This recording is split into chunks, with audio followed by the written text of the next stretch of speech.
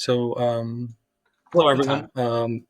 Thank you for joining this webinar, Attack Surface Reduction. This is a joint webinar with Access Point Consulting and DomainGuard. My name is Michael Sviben. I am a co-founder of DomainGuard, where we do external threat visibility for various different customers.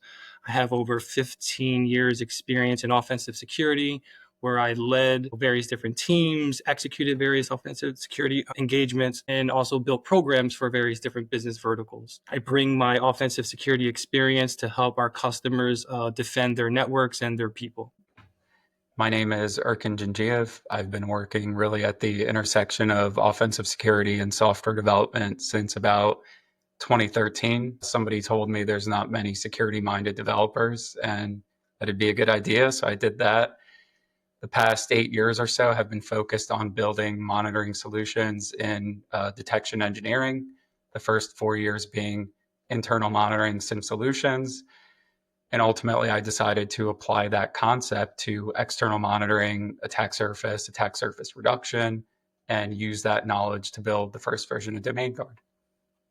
So in this session, we'll explore how organizations can identify, monitor, and reduce their external attack surface to minimize the risk of cyber attacks, right? So essentially what you'll walk away with is, an understanding of, what is your attack surface? What are the practical steps or solutions that I could put in place to reduce my external footprint, and then also finally understanding some of the tools, tactics, right, and a couple real world examples that Erkin and I will be covering as far as kind of what we see, right, what we see in the industry currently, what we've seen in the past, right, based on our past experiences, um, and kind of hopefully everyone will get an inkling of kind of, hey, what does this topic mean? How can I be proactive to help reduce my footprint and my attack surface, and then kind of go into some better ways of protecting your organization. So a lot of times Erkin and I, when we have discussions with customers or protected or prospective customers, we they always want to know, okay, well, why do we want to talk about this? Why is this important, right? Why does this, why do we need to worry about our external attack surface? And what we've been seeing with our experience and working in consulting and then working in industry, the landscape has changed, right? The threat landscape has grown, right? There's more assets. Organizations are going to the cloud, right? More and more. They have a hybrid environment, right, where it's cloud and on-prem. With the remote workforce, right, which is interesting. It's still there even in a hybrid capacity now, right? So there's the return to office, but there's still remote work. There's contractors, subcontractors, right, that may not be on your internal network. So there's a lot of things that organizations are faced with, right, as far as their external attack surface. Decentralized IT, right? So there's so much that we're seeing, right, and and things that we are identifying, and organizations and how they're expanding. That it's just it becomes this beast, right, and it's hard to control. So there's these exposed services now, right, to help with remote workforce, but then there's spin up of these cloud environments where it's Azure buckets, right, or other or I'm sorry, Azure blobs or AWS buckets, and that ultimately leads into a number of different things, right? So like it's basically an entry point into your organization. With more services that you have exposed, there's more things that you have to worry about from an organization perspective, right? There's more risk now that you have on your perimeter network. And that kind of all leads into, with these more assets, right? Or these abundance of assets, these, more, these newly exposed services, these additional entry points, that all leads into like the attack surface, right? And the goal of organizations should be reducing your external attack surface, right, to something that is, you know, acceptable, right, for only allowing certain services, right, on your perimeter network and entry into your network, But a lot of times, through shadow IT or some contractor spun up a service, and now it's exposed right to a threat actor, right, to take advantage of. So what constitutes your attack surface, right? So this is all internet facing assets of your organization, whether it's through the cloud, right, or through your on-prem environment. And it's everything that an attacker can discover and potentially exploit, right, into your environment. So that's domains and subdomains, and subdomains of subdomains, right, essentially is what we've seen. And we've seen subdomains of subdomains of subdomains, and a lot of times that may not be built into your existing program to kind of manage all of that, right? But there's also digital certificates, right, which is all part of your attack surface. All of your DNS records, DNS entries, all of that is part of your attack surface, whether it's stale DNS records or DNS records where you forgot like a certain IP on. All of that is all tied into your attack surface. So it's not just your IPs and ports, right? It's your web apps, it's your APIs. It's, like I mentioned before, your cloud services. It's exposed services for VPN, SSH, RDP, which is kind of crazy nowadays. Like we still see a number of SSH ports opened up, which for remote access as well as remote desktop protocol. And the other component that I think people fail to understand is the SaaS and third-party integrations, right? So if you're using Slack, right, if you're using Tableau or some of those other applications that is helping your organization. I even think if you have payroll systems like Gusto or something along those lines, that's all part of your attack surface in our opinion. Michael, based Yeah. on your experience, I mean, you've been doing this for quite some time now. How do you think the attack surface has shifted over the years? Well, so going back to when I first started in this industry, right? I would say it was always predominantly on-prem, right, as far as your attack surface. And kind of what was exposed traditionally, right? But Mhm. with the advent of cloud computing, SaaS applications, right? Maybe you don't want to host all this data, you kind of just want to outsource everything and kind of like give your employees access, right? Just because someone does it better, right? So you pay for that service. Like I mentioned with payroll, same thing, right? So I see that the attack surface has exploded exponentially since we first started doing this. Even when we used to do penetration testing, point in time assessments, we it was always focused on the perimeter, right? It wasn't like beyond the perimeter, right? Even with developers, right? GitHub, right, is also part of your attack surface, right? Because you can have configurations right there that maybe an attacker can see because it's on the public side. It's not private GitHub repository. But yeah, we're seeing that the attack surface is it's just grown exponentially, and it's constantly growing as well, right? At the end of the day is kind of what we're seeing. So we have all these assets essentially exposed to the internet, right? And there's this concept of, okay, well, what is this attack surface reduction, right? Like how do I reduce my exposure?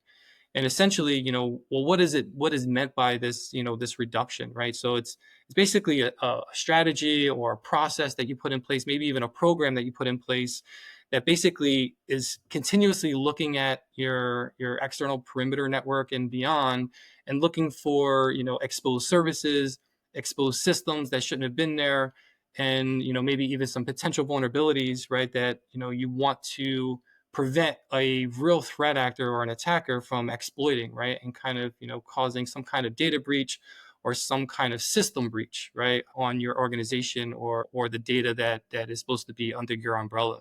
I used to have, and I kind of go back to this, right? The unknown assets equals unmanaged risk. And what does that mean, right? I used to have this professor in college where he used to tell us and used to zero in and says, if you can't measure it, you can't manage it, right? And that always stuck with me, right? I was like, oh, what does it really mean, right? And then when I got into cybersecurity, it kind of got into, okay, well, we know certain assets, like or we don't know certain assets, like, hey, because asset management is flawed. But even if you do have an asset management program, maybe there's these things now because the attack surface has expanded beyond the perimeter, right, or beyond your own assets. But it really comes down to these unknown assets equals unmanaged risk, right? So if I don't know something, I can't measure it, I can't measure the risk, and it really becomes a problem, right, for organizations. And one of the items that or one of the stats that I got here from HackerOne's 2022 attack resistance report, and it was kind of interesting. It said 50% of external assets are often unknown to security teams, right, in enterprise environments. And that kind of resonated with me because when I went internally from consulting to a larger organization, where I had to build up the red team program from scratch. It kind of hit home, that number, because I'm responsible for doing all this offensive security work, red teaming, pen testing, and I always said, okay, well, what do I need to pen test? And we had a threat and vulnerability management program. They had cyber threat intelligence, right? They had a whole bunch of tooling and programs in place, and this new red team program that was being spun up. I still couldn't get a definitive answer of what we had to target, right? What do we need to proactively go after and find these vulnerabilities and then feed that into the vulnerability and technical remediation teams. um, and I thought the number was high, 50%. But then when I started talking to folks, right, and I always ask, I say, well, where is this? What's that anyway? We don't know. We don't know where it is. And they had a CMDB, but the CMDB wasn't up to date, and the CMDB was just basically a database, right, of all the assets that you do know about, right? But it wasn't robust enough, right? That showed everything. It didn't show every web API endpoint, right? It didn't show all of our cloud services that we were now building up, and it was no cloud vendor left behind. So it was Azure, GCP, AWS. I even think it was Alibaba as well, which was kind of interesting. So you have all of this IT environment or services, and you don't know, what's risky, right? And attackers love that because now they can enter. That's an entry point that, or a threat vector that they can probably have an entry point into your organization or to the data that you're housing.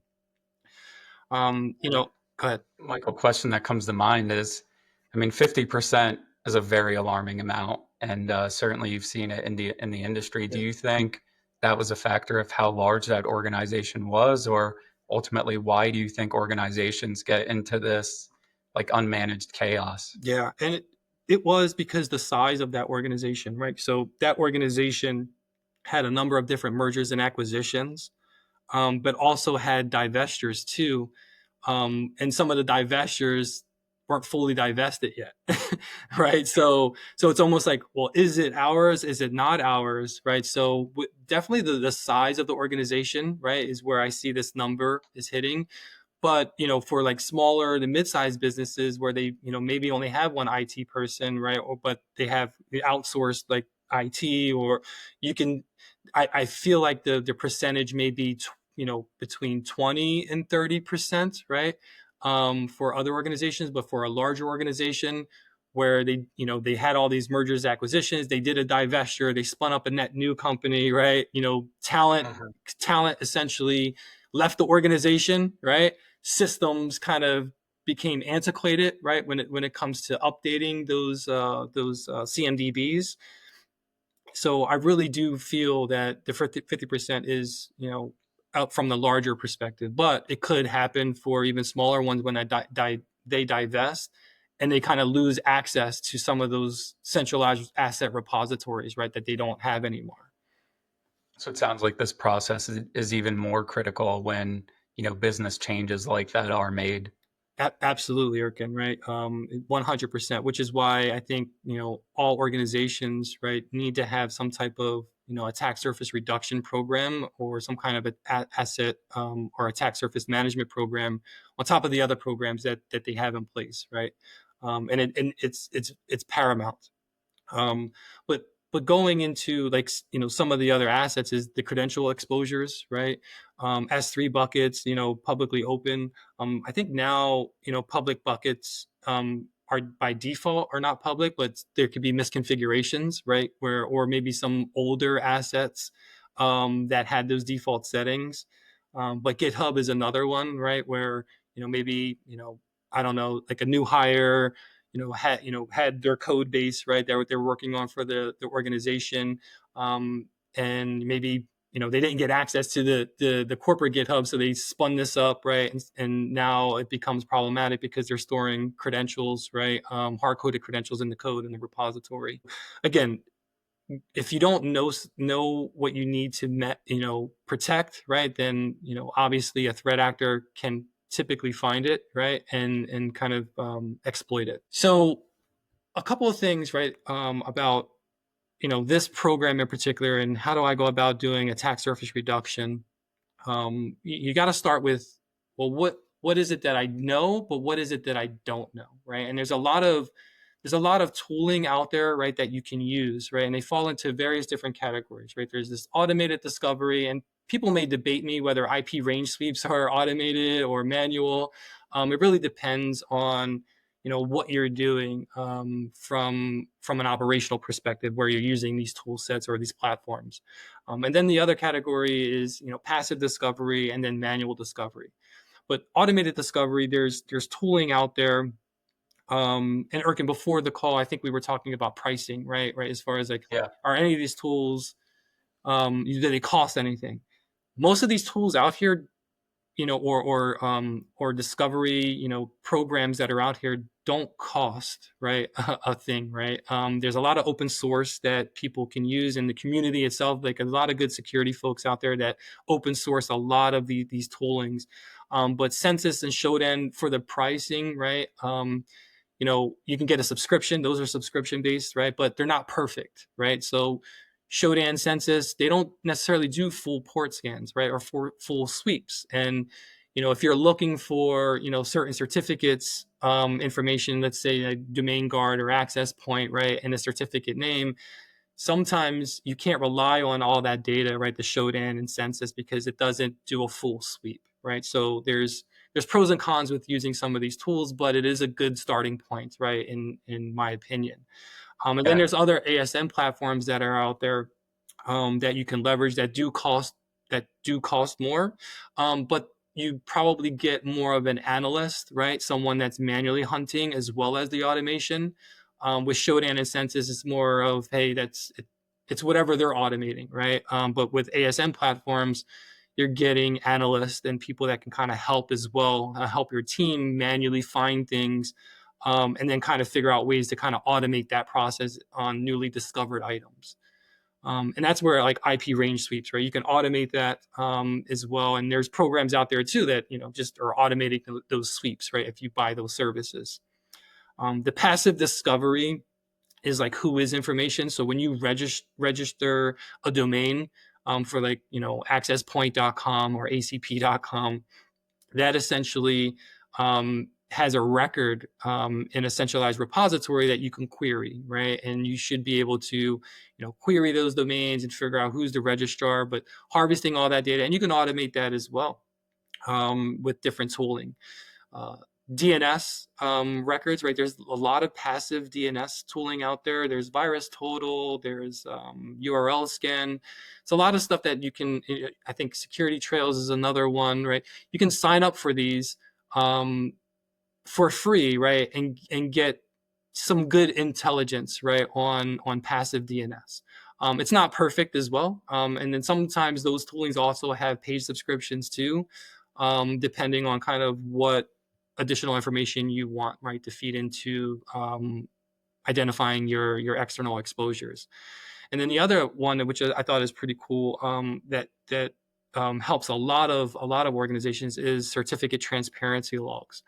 And certificate transparency logs, that essentially is a way that the like certificate authorities will be more transparent, hence the name transparency, and give you visibility into more of certificates that are being created, like Let's Encrypt or GoDaddy certificates. When things are created, it basically is supposed to have some kind of trust, right? And more security, so that people can trust those certificates that are being created. um, it's a double-edged sword with it, right? So threat actors use all this tooling as well to kind of figure out um, uh, new services or new domains and subdomains that you're spinning up, and threat actors know it, so they're monitoring the certificate transparency logs to target your organization.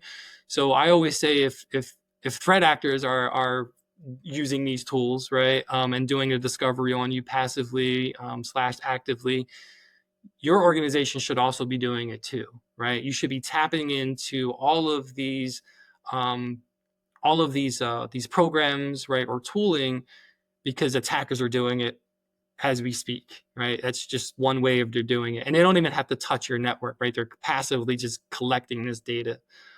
So you should do it as well. The manual component, there's a mass, right? Where the individual that created that is well known in the industry. Again, not all these tools, you still have to learn these tools, right? You can't just spin up a tool internally and run a mass, right? I mean, it's something that, depending on how your internal firewall rules are configured, you may not get visibility into a lot of this stuff. So you kind of need to understand these tools and understand where you're going to place these tools externally to your network, right? Because you want to mimic what a threat actor is doing on your, against your brand and your domains, and you should kind of mimic that behavior and have this externally somewhere, right, where you can kind of feed in these tools and kind of start, manually hunting, and then ultimately putting all these tools together to automate that discovery, right? And then you have to tune it as well, right? It's not perfect. But you can use DNSX, right? Nuclei, which is from Project Discovery. But there's a lot of cool things and tooling that can help individuals, right, to kind of figure out what their attack surface really is. So, a lot of times organizations will say, well, I have a vulnerability scanning, I have vulnerability management, I have a pen testing program. Why do I need attack surface management? Why do I need, an attack surface, external attack surface management program? And really, it's really this Venn diagram, right? They kind of overlap with each other, right? Vulnerability management is more, and the key word here is known versus unknown. It's really looking at known systems for known vulnerabilities, right? And then your goal here is to patch and mitigate those vulnerabilities. And then companies will say, well, I have pen testing to find all this rogue stuff, right, that I don't know about. And it's like, well, that's point in time assessment, right? So, yeah, you're simulating what a real threat actor can do, but it's time boxed as well. It could be 2 weeks, could be a month, it could be 2 months, depending on what type of engagement you have. But the goal there is to validate risk and test defenses point in time.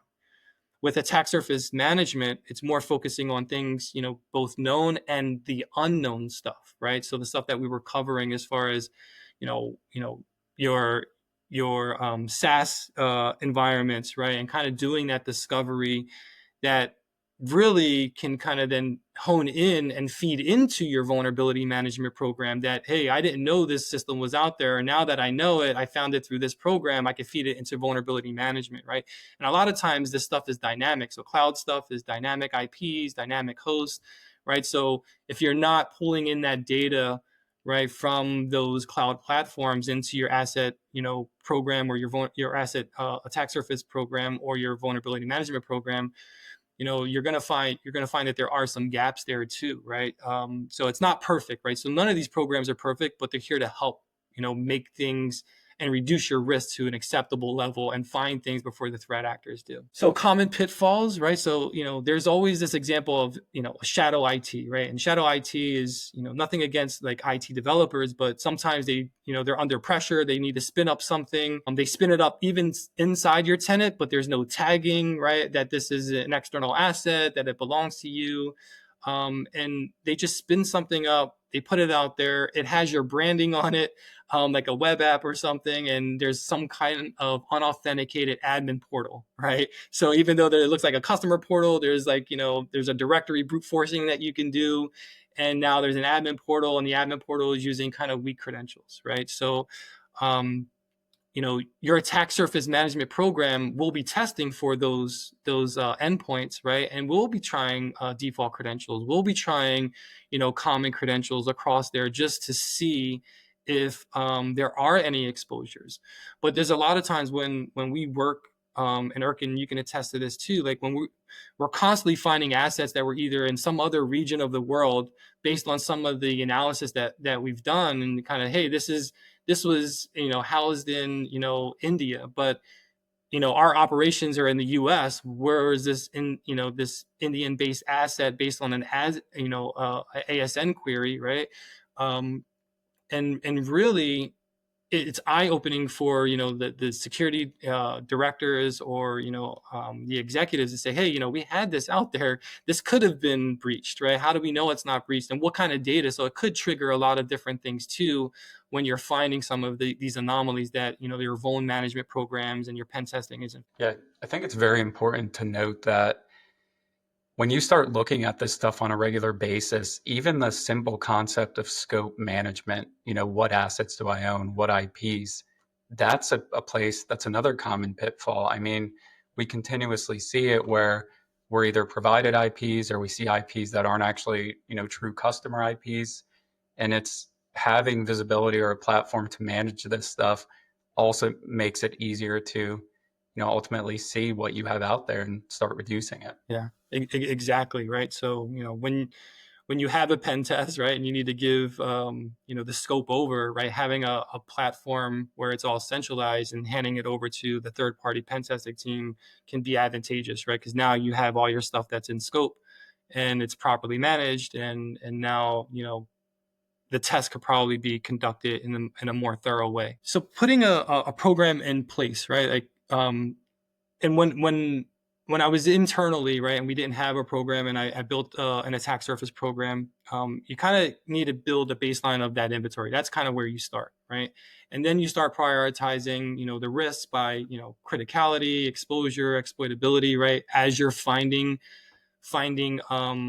observations, but you need to build that in advance, right? So either you have an existing vulnerability management program that you can tap into that risk prioritization, right, and that criticality, right, and exploitability metrics, right, or you have to build one out, right, essentially. And then we talked about automating this, right?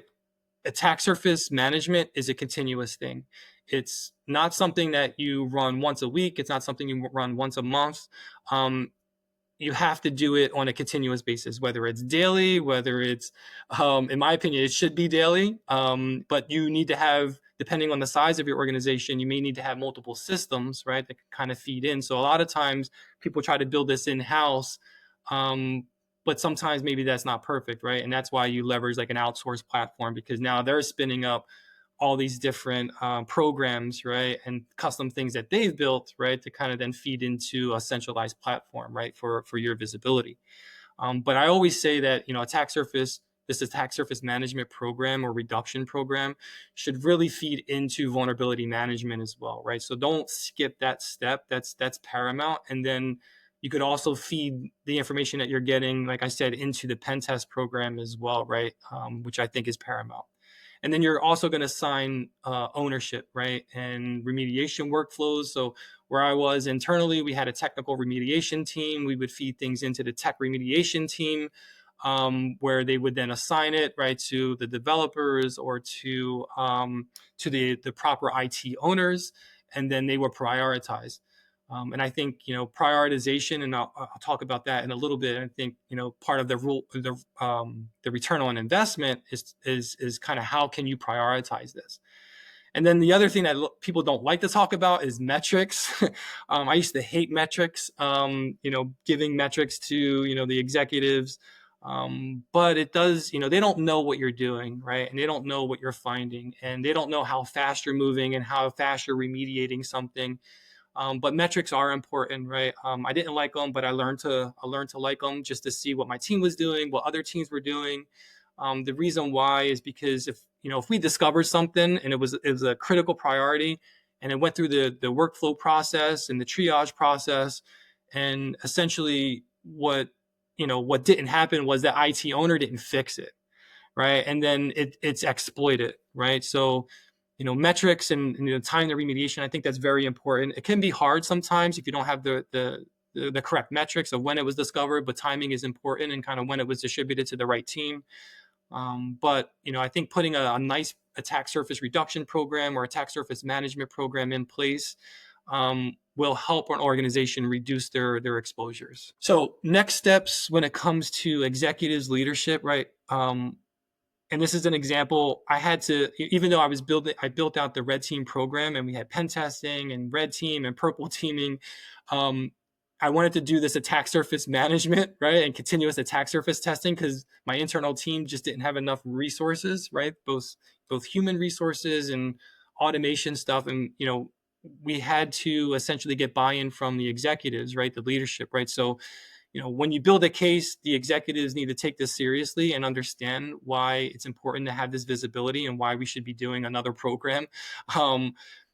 But it's almost like, hey, you could kind of use your pen test as well. Like, hey, they found this during the pen test, but hey, how long has this been open? And could we have found this through another program, an attack surface management or reduction program, right? Where the pen testing company or third party couldn't even exploit it because we got to it ahead of time.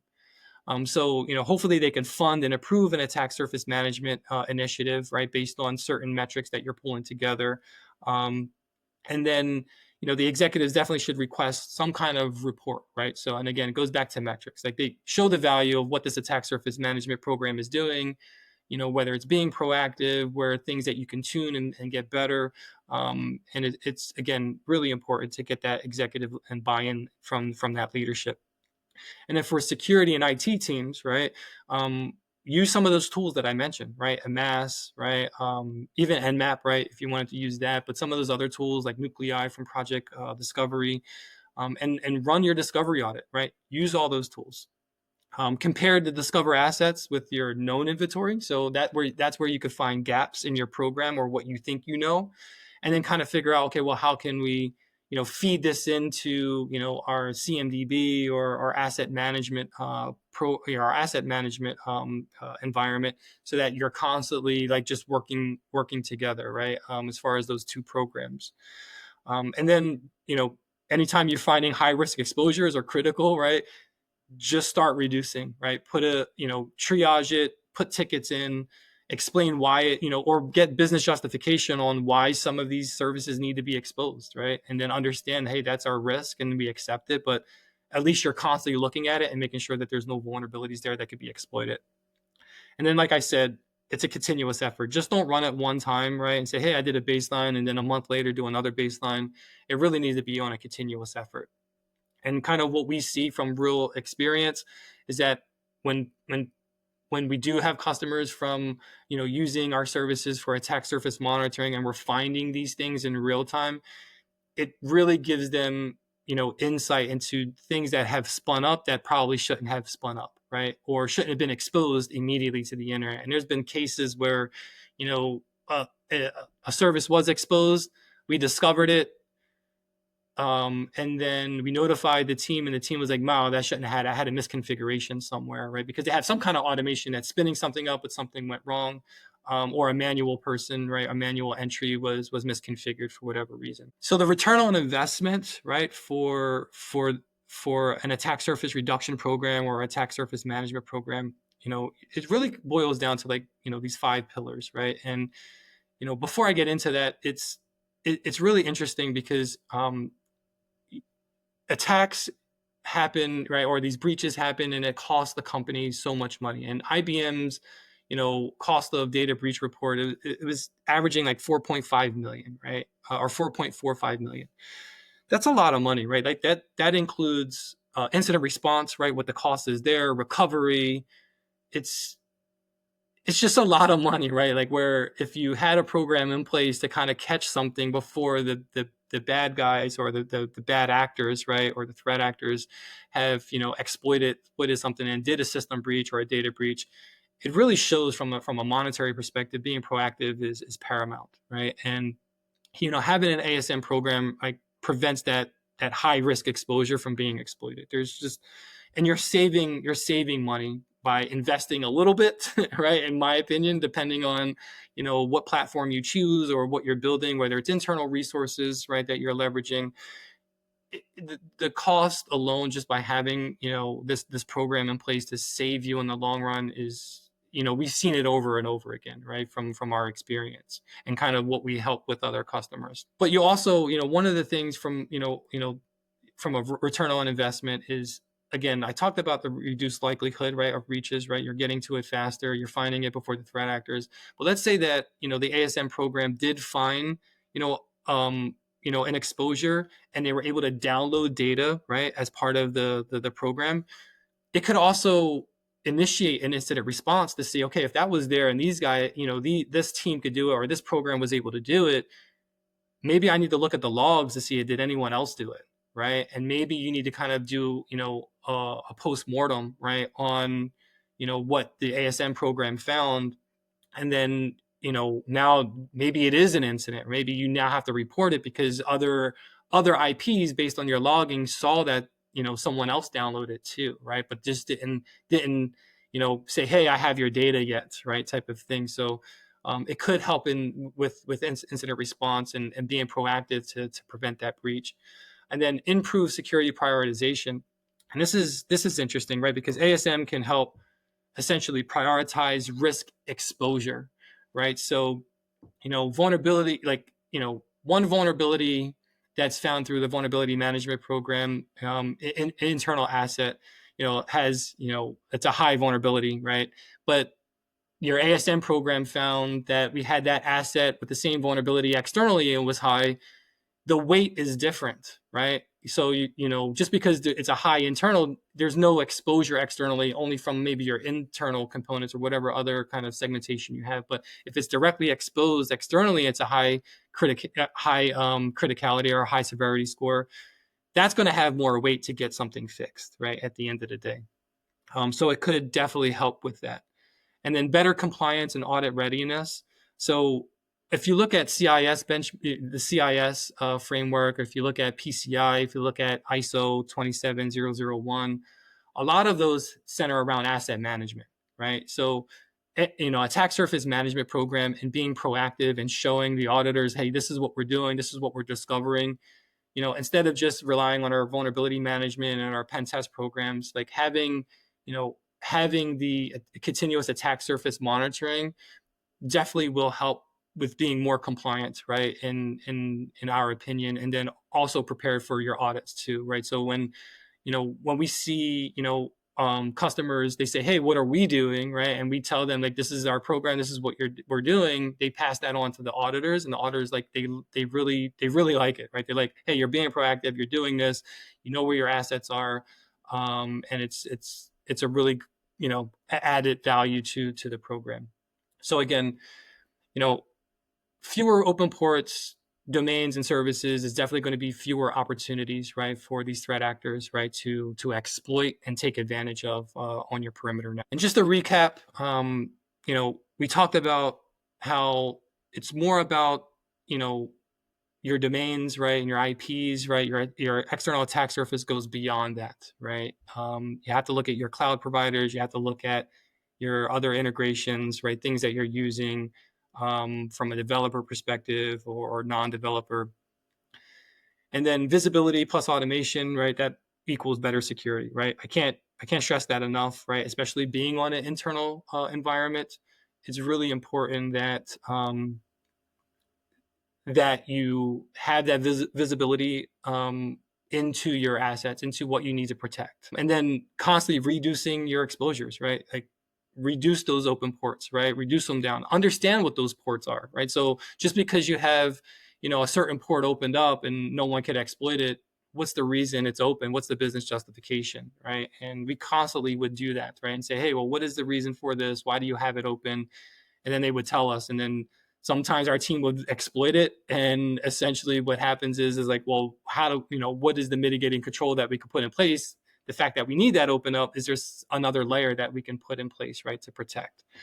And then one thing that I can't stress enough is that if you're not doing this right now, just start small, right? It can look like a big task, grow, right, as you see fit. And then, eventually when you're done the manual stuff, figure out how to automate it, right? Whether that's yourself internally, your team, or maybe it's an outsourced provider, right, that's constantly doing this for you. I just want to say thank you for everyone for listening to me rant on about attack surface and attack surface reduction. But here are our other future access point webinars that we'll be doing. So looking forward to you guys listening to us on the next webinar.